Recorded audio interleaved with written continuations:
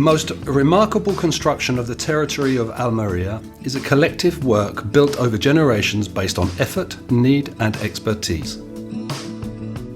It is made up of thousands of dry stone retaining walls that terrace our mountains, the landscapes of water built around hydraulic systems and the traditional constructions of our villages and towns. What is more, most of them have been built from stone, the most immediate and abundant of elements. To erect these immense traditional structures, a technique known as dry stone is used. This achieves natural constructions without using binding materials, but only the lodging and the force of gravity. This technique has been used in the Mediterranean area, where it has given rise to the agrarian walls and landscapes that have supported the plains, and especially vine, olive and wheat crops, which are the basis of the historic Mediterranean diet. Se cogen las piedras, se van poniendo aquí en el balate y entonces se van cogiendo de estas pequeñas para calzarlo por detrás, porque si no las piedras se caerían para adelante. Entonces hay que asegurarlas para que la piedra no resbale. Y entonces la piedra hay que buscarle la cara, que nosotros le llamamos a esto la cara a los balateros. Y entonces hay que darle la pendiente para arriba, la cara así que vaya para arriba.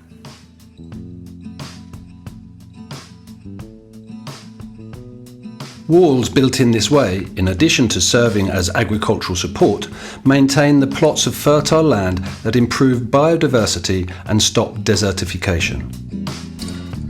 Moreover, it is precisely due to this functionality, so widespread in Almeria, that the dry stone technique has been declared as universal heritage, since they constitute an example of a balanced relationship between human beings and nature. Almeria is a place where numerous mountain ranges meet, 4 of which exceed 2,000 meters in altitude, 3 are of around 1,000 and several are of average height. Adapting these spaces for cultivation requires staggering the slopes stone by stone and wall by wall. This is a mammoth task of assembly and hauling, which has been carried out generation after generation until shaping a universe of dry stone walls filled with millions of tons of fertile soil. Teníamos un problema, había fincas que sí, tenían las piedras cerca, pero había sitios, y entonces no había tractores, ni había mulos, ni había coches, ni había nada, solamente eran los mulos. Veces que había que transportarla a lo mejor media hora de camino. Entonces seguimos calzando para que la piedra vaya bien segura. Entonces al ir segura no se puede volcar.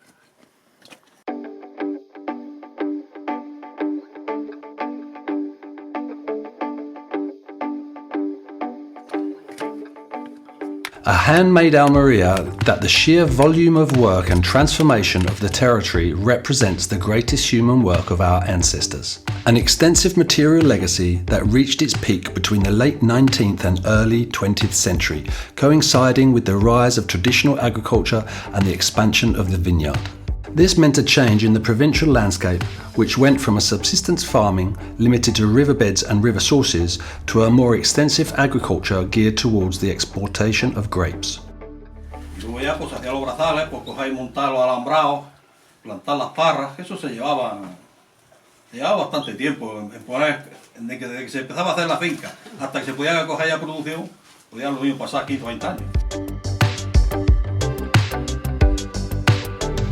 A new evolutionary leap, which after covering trellises with plastic extends and evolves with the spaces and intensive crops. This produce is raised now with the force of machines expertly handled by new personnel, resulting in a landscape more in keeping with production than with nature. Currently, part of the landscape of dry stone walls is being abandoned and the treasured parcels of fertile land are crumbling and obstructing dry riverbeds, multiplying erosion, decimating biodiversity and aggravating desertification. Reversing the process should be attempted. The last pockets of the dry stone technique are dormant in our towns and we are in time to recover their knowledge, regenerate the landscape, contribute to and stop depopulation. Y eso es lo que había, no había otra cosa. Y a pico y pala se hacía. Y otro sabes tú que iban dicho por ellas, esa persona, Y salían de la casa con la calor de la cama y volvían a la casa con la calor de la cama. Y todo el día picando con la Sí, señor, con la calor de la cama. La acequia. Dry stone walling is also used to determine the field and establish spaces using markers and fences. Landmarks are permanent indicators that set the boundaries of properties, pastures and boundary lines. They are usually composed of a few stones placed to reaffirm neighbourhood boundaries, but they can also increase in number and in size until they are erected in elaborate mounds on the most visible peaks. These large landmarks reach their largest size in the slate areas and are landmarks of the territory that have not changed for centuries, especially if they correspond to boundary lines or provincial landmarks. Fences go one step further than just boundary stones and physically establish properties by erecting stone barriers that make it difficult for people, livestock and pack animals to pass through. Sometimes they are built expressly as refuges to protect the livestock. Fences add the function of windbreaks, stopping the air to protect areas of crops exposed to strong winds, especially the cold ones from the north. Among stone constructions, slate landscapes attract attention, which have also generated a traditional architecture of their own in areas of Filabres, Alto Nacimiento and Sierra Nevada, both in the living spaces for people and animals destined for agriculture and the road network. As for living quarters, the main distinctive element is the eaves of the roof. Its compositional assembly resembles fish-like scales in such a way that the pieces are laid, one on the top, one on the bottom, one on the left and one on the right, forming roofs which slant towards the lower corners. The walls are built following the dry stone technique and some mud can be added to make them more watertight. Windows are often made to bring light and ventilate. So, leaving a black and camouflaged outfit with no more contrast than a hint of lime. They have corrals, an oven and a main room, preceded by a porch where tools can be left. In the largest houses, farm products and slaughtered meats are stored upstairs, next to a bedroom and a drying room. When it comes to water mills, they have solid structures, both in the upper section where the water falls and the vaulted gully where the driving force is produced. La técnica de la piedra seca se basa en el encaje de las piedras y en la fuerza de la gravedad. Quizá este arco sea el ejemplo perfecto. Buen encaje, la gravedad tira hacia abajo, pero realmente no puede hundirse porque entre ellas, conglomerado, en fin, ejercen la fuerza de sustentación. This traditional and integrated architecture was maintained until the middle of the last century and since then has been replaced by impersonal buildings, although in recent years some councils and owners favour its recovery.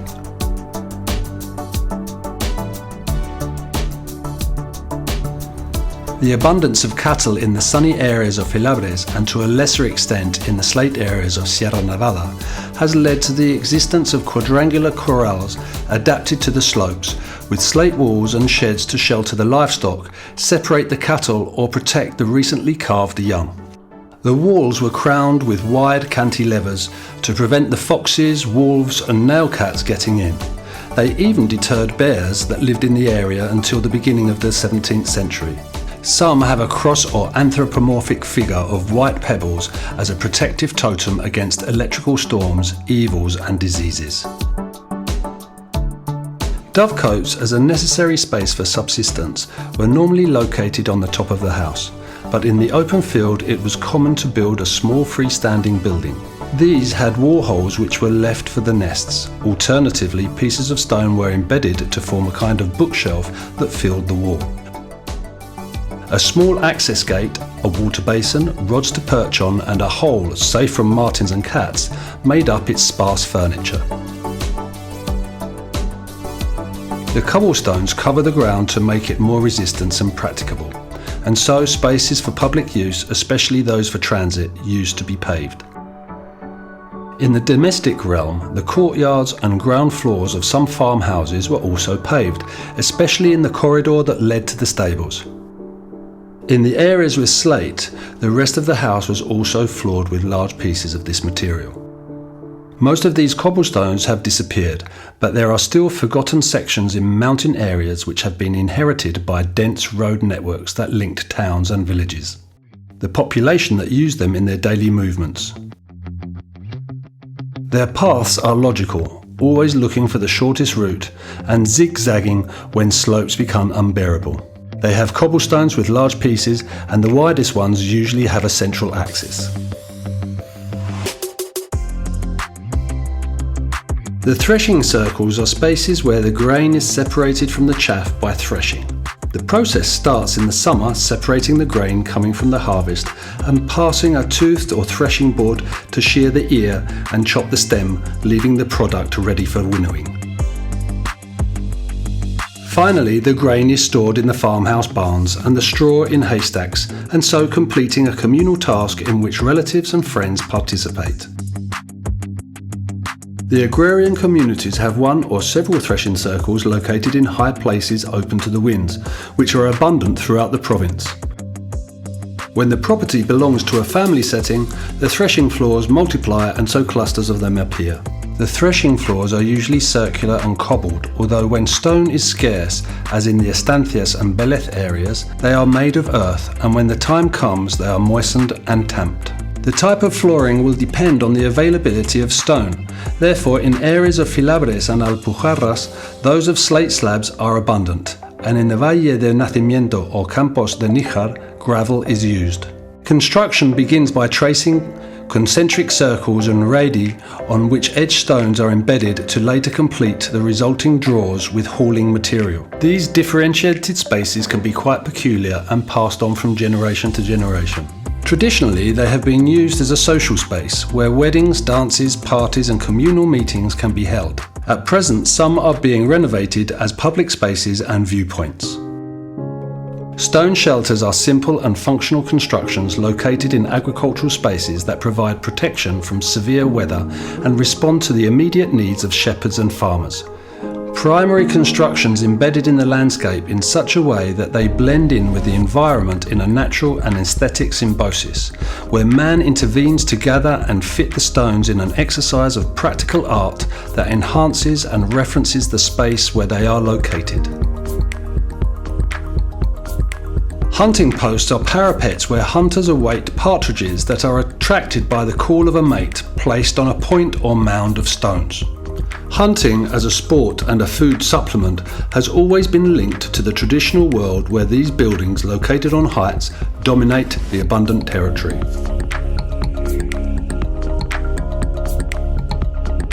UNESCO incorporated cultural landscapes as sites that combine the work of man and nature, considering the territory as heritage. In this sense, the Andalusian Register of Landscape of Cultural Interest includes the Oanes and the Bencherique Vineyards, the Oebro Mill Complex and the Belez Blanco landscapes. Also in Filabres, the Slate Towns, together with Taal, Alcudia and Chercos. Water flows between the catchments and the crops through ditches and galleries generally built with stone. Its use depends on the effectiveness of these conduits, which in our province involve elaborate works of popular engineering, since water is the most precious and scarce element. Draining galleries are underground structures that run through the phreatic layers to filter water through their walls. These are generally made of stone and guided outside by gravity.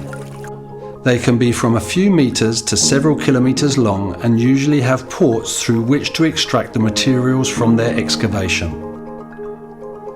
The traditional channels run on the ground and can have cobbled sides and floors to stop the fall and slow down the flow. The mother channels employ underground passages, shoring, partitions and supporting walls. The Alpujarra Carreos are long channels that lead the waters from the peaks to recharge areas located on the plains of the towns, where they infiltrate them to have it available in the summer when it is most needed. The cañadas are growing spaces designed to capture rain runoff from the hillside. Each of its step terraces therefore receives the water from the sides and the surpluses of the upper crop. When the downpour occurs, the ravine comes into charge, filling its chain of terraces that will retain the water both on the surface and in depth. They constitute very effective agrarian groups that concentrate silt and rainwater at the bottom of the riverbed. Cocones are rainwater reservoirs used by shepherds and farmers to use while they stay away from their usual sources. Those for livestock take advantage of storms to fill up large artificial puddles, but those used for human consumption are much smaller. They are built by making holes in the rock, although they can also be natural. Sometimes a small set of connected cavities is cut to allow the collection of very weak rainfall. The cocones are landmarks of the territory known by shepherds and farmers who not only fulfill their mission of supplying their livestock and crops, but also use them as points of reference and place names. Stone has always been used as a support for artistic, amorous, ritual and playful manifestations. A counterpoint to the extensive variety of functional dry stone constructions in which Almeria is a benchmark. Dry stone constructions favour plant and animal life, offering shelter to birds, insects, reptiles and rodents, which are the basis for the food chain of larger species.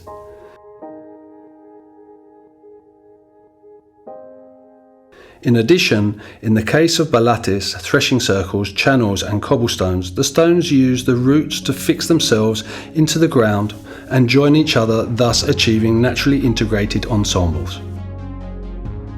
As each type of rock presents its colour, composition and texture, these traditional constructions emanate directly from the landscape, showing themselves as groups integrated into the environment.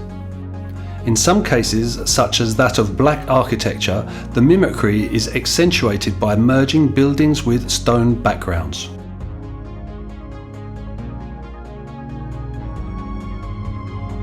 La arquitectura negra, sobre todo la más tradicional, es muy parca en materiales. Podéis ver aquí perfectamente que por no existir no existen ni ventanas, simplemente pequeños ventanucos que se pueden tapar también con otra piedra, bueno, y algún material como espar. The balates gather the immediate materials to compose representative exhibitors to their environment, showing their bare stone and so enhancing its chromatism and geological composition. This effect increases even more when they are illuminated by the sun or enhanced by rain. And then, when gazed upon, even a humble bank is presented as a work of art.